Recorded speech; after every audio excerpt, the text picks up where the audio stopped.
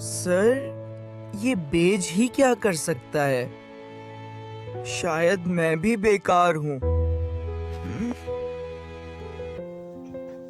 اگر آپ کو لگتا ہے آپ بیکار ہیں تو یہ کہانی آپ کے لیے ہے۔ ایک چھوٹا سا لڑکا تھا، علی۔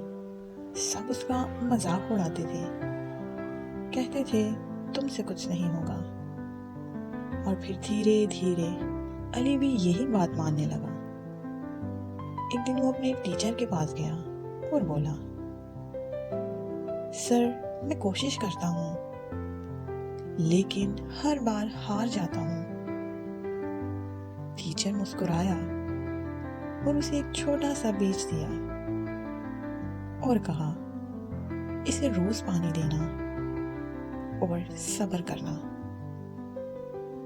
علی روز اس بیج کو پانی دیتا رہا۔ دن گزرتے گئے لیکن کچھ نہیں ہوا۔ لوگ پھر ہنسنے لگے لیکن علی نے ہار نہیں مانی۔ اور پھر ایک صبح مٹی سے ایک چھوٹی سی ہری کلی نکل آئی۔